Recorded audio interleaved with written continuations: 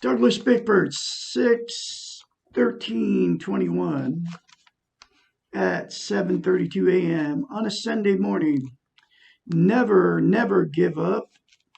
Your attitude determines your direction.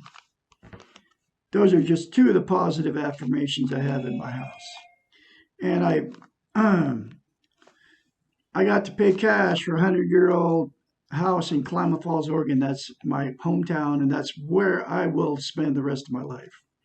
But I'm going to go traveling around in my RV with my truck. When I get my house all squared away, I'm making my upstairs room into a 70s black light, room and all that. The beanbag chairs. I'll probably have a bed up there in case somebody ever wants to come stay with me for a little while. But anyway, I'm teaching self-esteem on YouTube, okay? And here is the absolute get self-esteem on steroids, okay? It's called mirror therapy. It comes from a doctor, a psychiatrist. She has a PhD in psychology, so she knows the brain and she knows what she's talking about.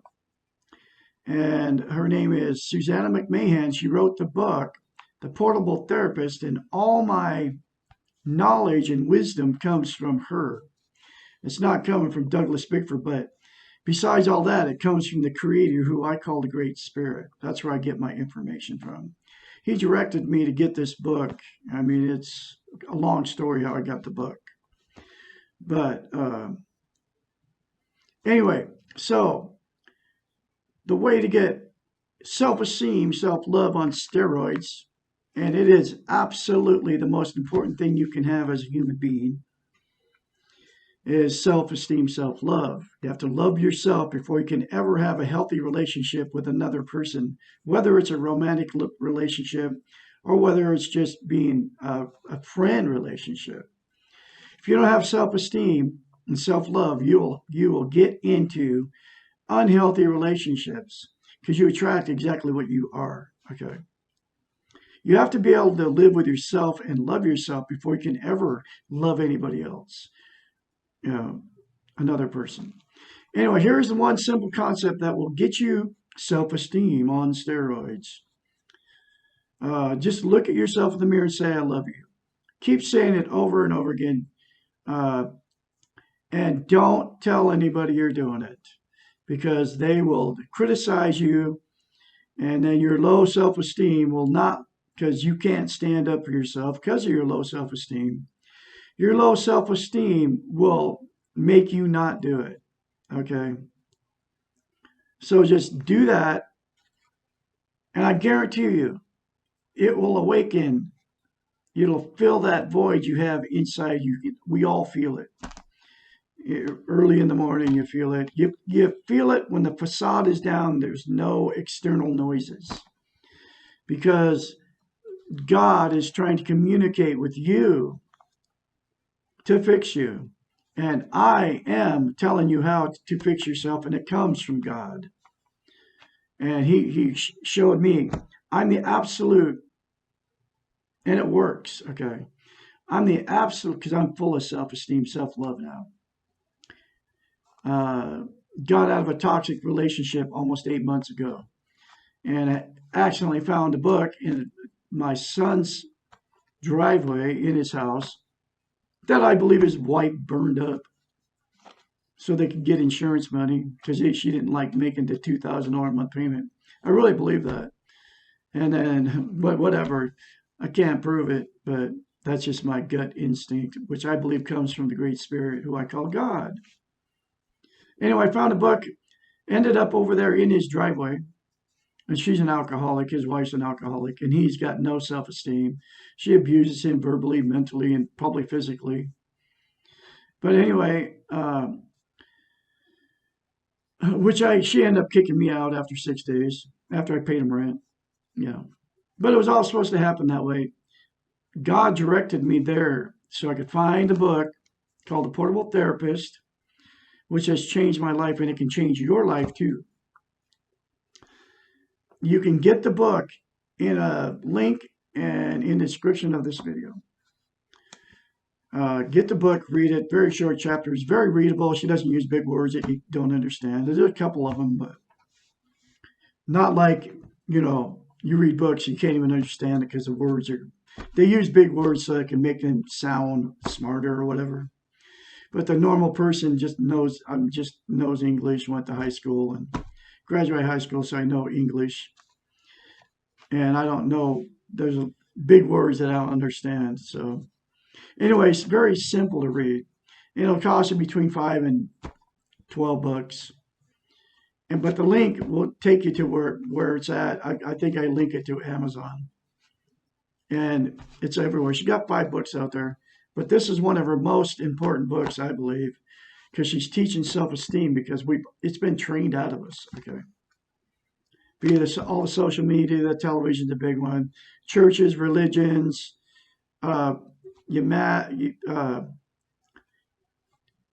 radios, everybody uses all those things, material possessions to make yourself happy, and it never works. Anyway, I'm going through the book chapter by chapter. This next chapter is chapter 76, and it's or chapter 77 actually. Why am I still afraid of my mother or father? There are a surprising number of adults who ask this question. These are people who grew up in dysfunctional families and who were abused or intimidated by one or both of their parents. The wife I left, which is she's still my wife, it's 8 months ago almost, was abused by her parents, and she's in denial of all of it. I believe that the father sexually molested her, maybe even the mother. Okay, but it's all swept under the rug. And anyway, this is what is going on with her, but it's going on with a lot of you out there, and a lot of you are in denial of it. You have to get out of denial and accept it. Otherwise, you'll never get healthy. And you'll never have a normal relationship with another human being because you're stuck. By sweeping it under the rug and not talking about it, it will come out in other ways. Okay. And it always does. That's exactly what happened to my marriage. All that sex abuse and physical and emotional abuse she took from her mother and father made her, she always played, she was a very good singer and played guitar, so she was in a band a lot, okay? And she would play in bars. But she would take her daughter with her, who was like between the age of 5 and 10, 11, 12 years old, and make her hang out in the bar while she's playing up on the stage, okay? I mean, that music, that getting up in front of those people in a freaking bar where everybody's drunk anyway, right? With her daughter sitting wherever she put her. Probably got sexually abused by some drunk. And my wife is in denial of any of it. And her daughter and her they hated each other. Her daughter hated her, okay? And I believe she got sexually molested while her mother was in the stage, up there performing, getting her little weak ego by oogling in awe and all the people oogling and awing at her because she was a very good looking woman and she used her looks. And then she probably, what she said, she won't, when she told me when I married her, there's stuff I've done I'll never tell you about. She probably went and had sex with the band members and all that crap while her daughter was in the same room. Okay, because all that's what drugs and alcohol do. And that's what people in bars do, their meat markets. But she took her daughter in there and just left her alone, a little kid. And then she wonders why her daughter, at 17 or 16, was slashing her wrists, screaming at her mother, "It's all your fault."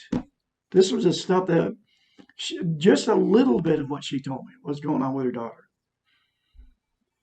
Okay, and then the daughter has like 4 kids. And then she was telling me what the daughter was doing to her children, which was grabbing him by the throat, throwing him up against the wall, right in front of my wife, right? And my wife never stopped it. She just let her do it to her grandkids. I mean, all the stuff that goes on in toxic relationships. And I didn't know. I was like, whoa. And November 1st, 2020, she threatened to kill my cat. And because my cat scratched her in the face. But this is all the stuff that goes on. And I left on November 2nd. I left it all, with the exception of my van sitting right over there. And an older RV, which was actually, we got free off Craigslist. But I still have them. I'm going to keep them. I mean, then I've got my life back because I ended up buying a house, paying cash for it in Klamath Falls, Oregon. I got all my toys, and they're just toys. I got my Harley. I got my 1-ton diesel Ford pickup. I got another F four-wheel drive, all four-wheel drives, F-250 pickup. I got my Harley, and I got my sports car I always wanted, which is a 2001 Mazda Miata. It's sitting right there. Beautiful car, man. It's like driving a roadster. I mean, a really fast, cool car. Anyway, I'm working on my house, and I am going to go travel and all that. And I have not gotten another toxic relationship because I got now I'm full of self love, self esteem, teaching how to get self esteem on YouTube because millions of you are going through the same thing that I just got out of, and you're going through it right now. And if you are in a toxic relationship where they are abusing you physically, emotionally, sexually, your children or your animals, get out. Get out and get away from it because it's never going to change. Get out. And if you see me, start saying I love you in the mirror. Your life will change, I guarantee you. Anyway, continue on here.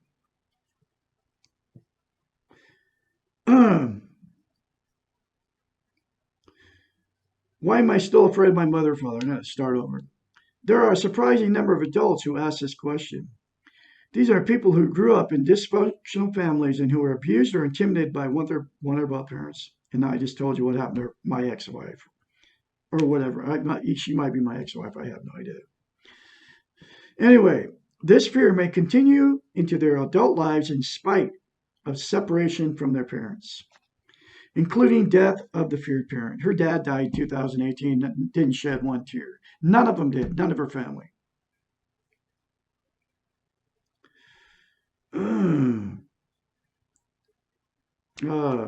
So there was something there that he had done to them.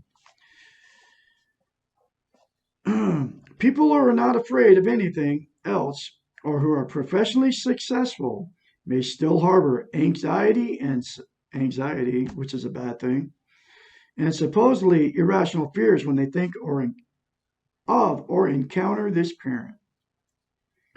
Often these people revert to a childish state and act in immature ways when confronted by this parent. Large, powerful men and strong women quake when they have to deal with this feared individual, even if the parent is old, sick, weak, and frail. Why? That's my wife moved in her 150-pound overweight, 5'0" mother into our house. And as soon as she moved her in, she started attacking me. And my wife still feared her because she just like, I could just tell, man, when she moved her in, it was like she, everything for her mother, okay? But she still feared her of the emotional abuse. And whatever, it might even been sexual abuse from her mother for all I know. I just knew a couple things that happened, but she was in denial of all of it.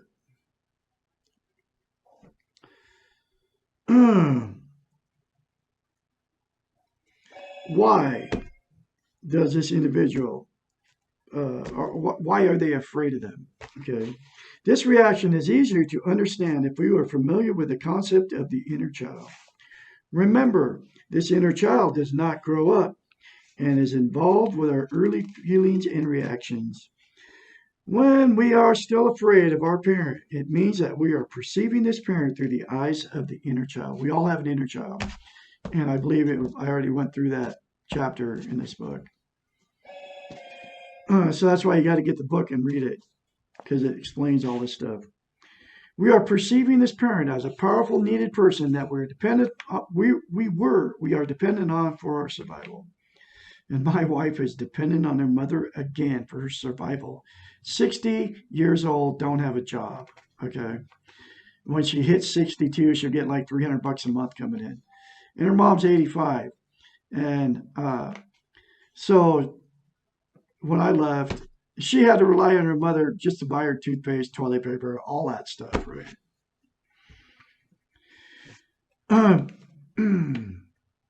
Because they inflicted so much pain upon us when we were little, we still view them as stronger than we are and able to hurt us. It made sense to be afraid of them when we were little, but it no longer makes sense to fear them now that we're able to survive without them. Unfortunately, my wife can't survive without her again. However, the inner child does not relate to this type of rational logic. You cannot reason with a fearful child. You must understand and relate to the feeling. Once you learn to parent your inner child, then you can see your hurtful parent with your adult eyes.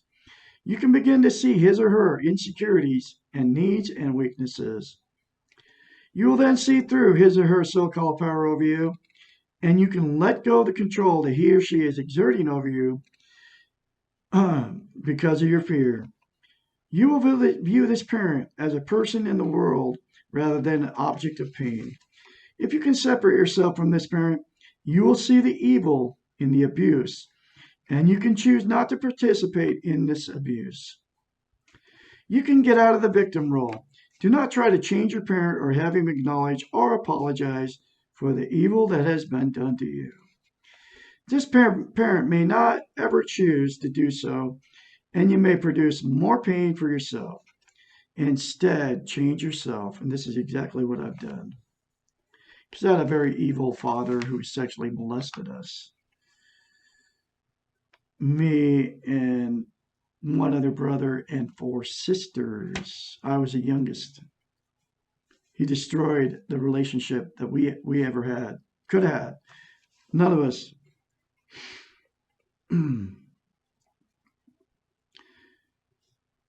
Parent your inner child and give your child the support, encouragement, and security you needed from your parent but never received. Do it for yourself. What this parent could or would not do for you when you were a child. If your parent is still abusing you, get out of the sick system. And my wife is living with her mother now, and the mother is still bullying her around at 85 years old. And my wife is still cowering down to her, bowing to her every wishes. I mean, it's sad, really. Practice self-esteem and stay away from discouraging others. Okay, that brings up a whole nother thing. My ex-wife, okay, first wife, her parents live in the same town I live in. Yesterday, I swore I wasn't going to go up there and see them because they live in the same town. I took my Harley up there, which I bought my Harley, parked it in the driveway, walked up, and they're like, he's 91, that's her dad. Her name was Denise. His name's Ken. He's 91. His wife is 88. They're those people have been together forever, and neither one of them had self-esteem, and they stuck it out in a dysfunctional relationship. But they always had money, okay, so they could buy their happiness with money. But I had to go up there for again. I wasn't going to go up there, even tell them I was back in town. I did it, and exactly what I thought would happen. They have not changed one iota. I'm a piano player, right? They have this old piano sitting down in their basement. I pulled up in my Harley, went up to the door, shook hands with Ken. He hadn't seen me, who knows how long, a couple of years, I guess. And I was married to their daughter for 16 years, so they'd be like my parents, right? I never had parents, and he's like he's on the way out. Okay, he's getting to that point. Okay, but I said my goodbyes yesterday to them because I'll never go back because the same thing they're in that mode. They're stuck. They're religious. Anyway, so barely even acknowledged that I was there, and then some guy was coming over to fix something in their beautiful house. Right? Their whole thing has been they worship their house, and their house has always made them happy. Some guy was coming over to fix it.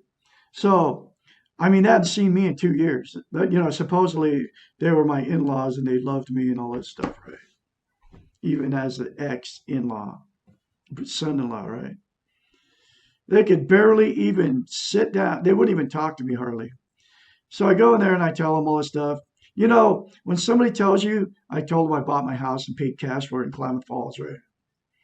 Not even congratulations, not even barely even acknowledging that I bought a house and paid cash for it. I mean, it's exciting. Total strangers go, wow, congratulations about your house. You know, it's a huge deal, but they didn't even acknowledge it, say anything. Like when I told them I bought a house and paid cash for it, just kept talking.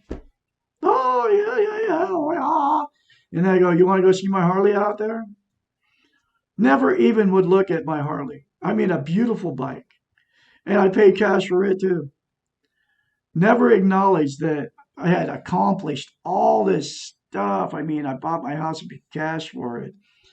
I bought, just nothing. Okay. And then the guy comes over to fix the house, right? And then he goes off, won't even talk to me anymore. I left him. The guy wouldn't even say goodbye to me. He's too busy getting his little trinket fixed in that beautiful house they got, right? But that's how they've been their whole life. When I was married to him, they would, you couldn't even sit on the couch in the living room without freaking the mother out. And she hasn't changed one iota. I sat at the table for about 5 minutes with her. Oh no, I went downstairs. She wanted to show me her old piano that she bought that they'd never ever used. Right? She never played it. Anyway, so she goes, I go, I play piano. Oh, how long you been playing piano? I said like 7 years. And then, so I said, you got any music? And I only play by music. I can't play by ear. So she had a music book and, books. So I pulled out one. I started playing and she's like, oh no, I don't know that song. Don't play that. And I was playing Bach. Okay. Or, one of the composers been dead for years. And then so I quit playing that. And then she's like, play me something I know. She won't even listen to me play Bach. Okay, but that's how they've been their whole life. She has no idea. Okay, and it's like that's what's wrong with those people. because the only thing makes her happy is that house she's got and money, dinero, and all her. Okay, so she got all this jewelry, diamonds, gold. It's all in her bedroom, right? In a jewelry box. And the guy that was fixing the house was had to be in that bedroom for whatever reason. So they watched him like a hawk. They wouldn't they couldn't let him just do his job because they were afraid that he was going to steal the jewelry out of the jewelry boxes in the bedroom. So Ken never even said goodbye to me. He's too busy worried about that jewelry. 91 years old. Okay. And then I tried to show her a video because all my stuff's up on YouTube. I'm making a video right here. You see my stuff. It comes in with piano. I tried to show her something I didn't even bring my phone with me, on YouTube. And she goes, oh no, oh no, no, I don't want to watch that right now. But she's never ever even acknowledged that I'm even a musician. And the other thing I told her about self-esteem, I said, I was in a toxic relationship for 3.5 years and I left. And the reason I even got in that relationship because I had no self-esteem. And then she starts proceeding to tell me how to have self-love, right? And I never did get to the point where I got to tell her she has no self-esteem. Her her family's all dysfunctional. Okay, her had 2 kids and they're off in La La Land, my ex-wife, and they're all dysfunctional. So anyway, it was just a learning. It was just more truth for me. And I'm not going back.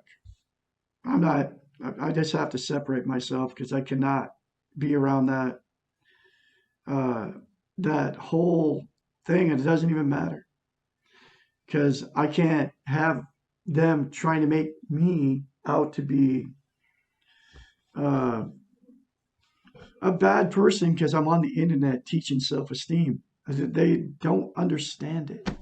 So I can't be around people like that. Anyway, then they did the same thing to their 2 kids that this book talks about. I don't know what happened, but it's all swept under the rug. Whatever happened between the father, the mother, and the 2 daughters. Okay. Everything's swept under the rug. And that's how that she's 88, he's 91. A lot of sexual abuse went on with that age group. It was weird. Uh, anyway, big TV watchers, religious, all the weak ego stuff. The new always had new cars, never had to live in a car, nothing like moi. Okay. Anyway, so here we go.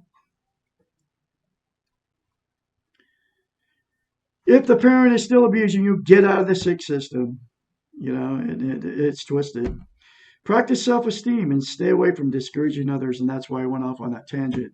I'm staying away from people that discourage me. Make yourself strong and secure and loved and change your dependence to independence. And that's exactly what I've done. Because I used to always try to impress those people. And it never does any good. And I got more proof of it yesterday by going up there. And I knew it was going to happen that way. Give yourself what you need and want so that you need and want nothing from this parent. They were like my parents, okay? So I don't need nothing. I went up there, they were going to abuse me again. And she did. She said stuff to me already. Just like within 5 minutes, she started talking to me about, oh, it's your fault you were with it's your fault you started drinking when you were with your wife. Because I told her one thing, that I wouldn't drink in the relationship and that my wife would always not drink. And I always tried to tell her not to drink. Oh, that's your fault. It's your fault. Don't blame that on her that you drank. Those were her exact words to me. I was trying to make the marriage work, so I drank with her. But this ex mother in law to me, her husband, Ken, was a raging alcoholic most of his life. Okay, I don't know what. I don't. Maybe he still drinks. He was always trying to get me to drink with him, offer me a drink. As soon as I would go over there, because he's hiding masking all his pain. And then her mother was abusive to her. Okay, I mean it's like twisted. This stuff just goes and it goes and it keeps going.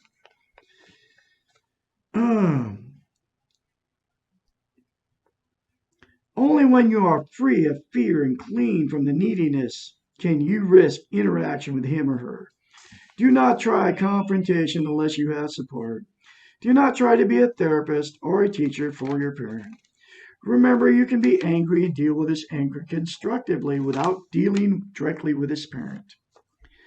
You have the right to be angry at your parent, but you have an even bigger responsibility to yourself to take care of yourself. Let go of your past fears and get on with your own life and get out and away from these people that do this to you. Once you no longer need your parent for survival, you no longer need to be dependent. Your inner child now has you and has you to parent it. You can be fearless, and you can. You got to get this book, folks.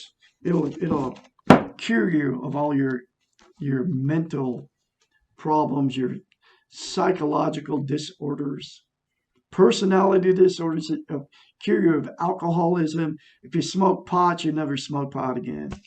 That's the big one I find. I met this woman yesterday, right? My age. And God keeps me running into these people. And she actually invited me in. She was telling me, "Oh, I've never invited people in my house." And I had stopped to look at a car that was sitting there for sale, which happens to be her son. And so I started talking to her a little bit. And then that turned into, she invited me to her house. And she's a yoga person. But anyway, so I'm talking to her. She seems really nice and everything. And she was telling me how she doesn't trust men and thinking that men are gonna, you know, like I'm like the first guy she's ever invited to her house, probably in years, I guess. Anyway, so we were talking and all that, and then I saw a pot pipe. I go, or no, she brought it up, or she asked me if I smoke pot or something. I go, no, I don't. I mean, I don't want it. I don't need it, okay? Because it takes you out of the reality of life. Pot does. And everybody uses pot, okay? It's not that it became legal in Oregon, right? They use it, and what they're really using it for, which they're in denial of, they're masking some kind of pain and emotional pain in their life, okay? That's what's going on when you're using pot. So if you're smoking pot, quit smoking pot. You'll never get the natural high for an artificial high. And the artificial high comes from God. You can never get it. And people are using, I've always called coffee, the opiate of the masses. People are using caffeine to mask the pain too, to mask it. It's true. It's a stimulant. It makes you feel better.